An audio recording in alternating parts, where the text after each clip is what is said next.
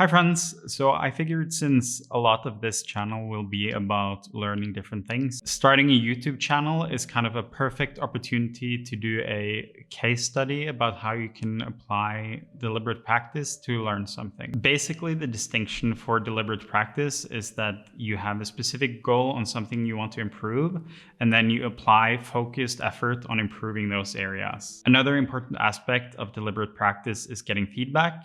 This can either be getting feedback from others, which can be really helpful, but usually comes with a bit of a delayed cycle, or it can be being able to measure your progress yourself so you get instant feedback and you know how to improve. Deliberate practice seems pretty obvious when it's brought forward. It's basically just you are more methodical and higher focused and you get better results. But I still think it's a really useful framework to just keep in mind. One of the important aspects of this that is really helpful to keep in mind when you're learning something new is that learning is supposed to be hard. If what you're trying to learn is not difficult in some way, then that basically means that what you're trying to do while learning is not an efficient way to do it. If you're learning something and you're struggling, then that is a sign that you're going in the right direction, not that you're doing something wrong. This is something I've struggled with quite a lot in terms of drawing, just because I started out so bad, and drawing, at least for me, left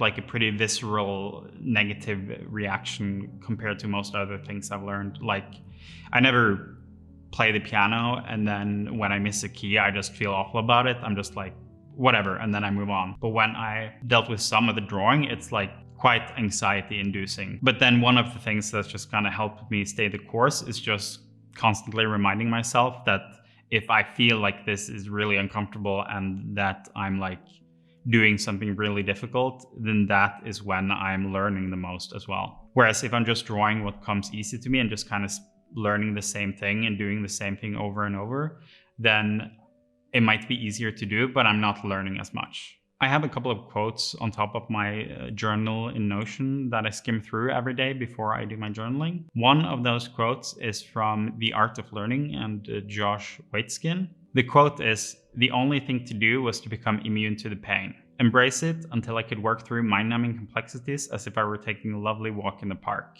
The bias, after all, was only in my head." I feel like this quote is a bit dramatic, and I do have a tendency to like dramatic quotes. What he's talking about in this quote is that he wanted to learn complicated chess positions, and basically that he found that process uncomfortable. And this quote is basically about how he just needed to get over himself. The feeling of uncomfortableness is just something you're generating yourself because it's difficult, but it doesn't have to be that way. The same thing has been true for me with drawing. If I'm doing something specific, like I remember when I was drawing textures early, I would just kind of have to grit my teeth and kind of put pen to paper for 5 minutes, and then I just kind of had to stop. But obviously there's nothing actually painful or scary about drawing. I could just not show it to anyone, and even if I were to show it to anyone, it doesn't matter. Like, none of this matters. It's all just learning a skill. But the uncomfortable experience was still there. So that's why I have this quote and why I go through it every day. I just want to kind of remind myself that these things aren't real. They don't have to be there. You just have to put in the hours and the results will come. So, applying deliberate practice to YouTube.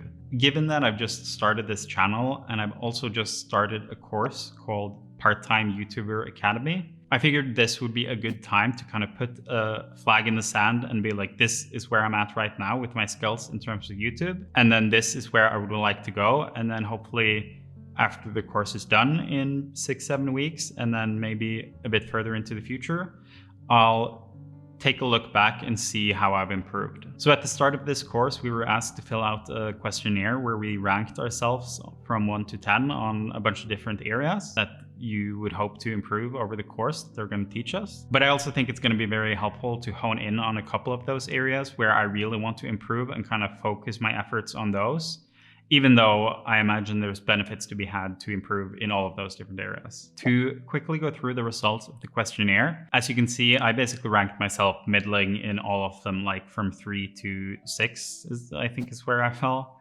To go through these specific areas, I think for niche, I'm pretty happy with where I'm at in terms of the direction of the channel. The one caveat here is I know it's a very wide net I'm throwing without targeting any specific group. For studio, I feel like I have decent equipment and that I'm doing all right with it. But this is one of the areas where I think I could definitely do more with a bit more skill. So it's one of the areas I hope to improve. When it comes to confidence on camera, I feel like this was one of the areas I thought I would struggle a bit more with. I think I'm able to act fairly natural on camera, not just in a way that comes across well, but also just kind of that represents me. The one caveat here is that knowing that I will need to edit the video later and that I need to worry about things like enunciation or like what sounds I'm making or saying or those things trip me up a little bit. So if I was just like kind of sitting down and chilling out and telling a story for 10 minutes and I was posting it, I would be quite okay. But trying to say things in a way that makes it easier for me to edit afterwards is something I still struggle with. Productivity is one of the areas that I really want to improve on in this course. Productivity in general is something that I like to focus on, but I also just feel like it lifts all boats in a sense. If I manage to increase my productivity when it comes to making the videos, then I will have more time to improve and focus on all the other stuff. When it comes to the conceive area, I feel like I have no problem generating ideas. So in that sense, I feel fine. It will be interesting to see what they have to say when it comes to refining those ideas or kind of improving them through feedback. Hook feels like a bit of a weird one to me. There's the stereotypical examples of clickbaity titles and like thumbnails that are misleading, which I don't want to go too far into. But on the other hand, there's obviously a skill here in terms of just sharing your content and making it so people are more interested in checking it out. I'm quite curious what I will learn about different ways to handle scripts. Right now, the only approach I have is basically having a bulleted list with some talking points and then me rambling around them until something okay comes out. Flair is also one of those areas I want to improve on, but I don't expect to improve my skill around them that much, but more that I will probably hire some designer or illustrator to help me out with getting some better branding for the channel. Parallel processing and scheduling are two of also the areas that I really want to improve on, which comes back to the similar point about productivity. If I can just make the same amount of video in less time, it just means I have more time for my life and more time to improve on all the other areas. Distribute and platforms, basically taking your content and putting it onto other platforms in a different format, is something quite interesting to me, and I do have some ideas around this, but I'm very curious what the course will say about how to improve on those things. Freelancers and team kind of fall into the same bucket for me. I think this is also one of those areas that might be very relevant for me. On the one hand, I want to improve my own skills as an editor, but on the other, I feel like I would be able to make better content if I did have someone else to help me. The last three categories are about monetization. These are pretty much the least interesting to me. The main reason being that I already have a job which pays enough for me and that I have no intention of quitting. If the channel grows to a size where it can make some money, that's fine, but it's not a motivator in the slightest. To summarize, the areas where I would really like to improve is basically productivity through things like parallel processing and scheduling. Also being able to increase my output through maybe hiring an editor. And then finally, I also hope to have a much better idea on how to improve when it comes to branding, as well as other platforms. That covered some of the areas where I'm looking to improve on the course. But I think one of the most important parts with deliberate practice, actually there's two most important parts, and they're kind of paradoxical, which is both quantity over quality and quality over quantity are both true. Quality over quantity is true in the sense that for deliberate practice to be effective, you need to be very focused and you need to be pushing yourself. If you're just going through the motions, sitting down and grinding away at something, then you're not making much headway in terms of learning. But on the other hand, when it comes to quantity over quality, something like YouTube videos is a very good example, where with the current state of things, what I should focus on more than anything is just to get out the videos, and then the skill will come through repetition. That is a big reason for why I'm making this video and what I'm trying to accomplish here, basically just putting in another rep. And with the focus of productivity and editing and efficiency, one thing I want to try out here is to limit the amount of time I spend on editing the video. I'm not going to do a hard limit, but I'm going to try to keep the editing under 6 hours. You can see here if I accomplish that.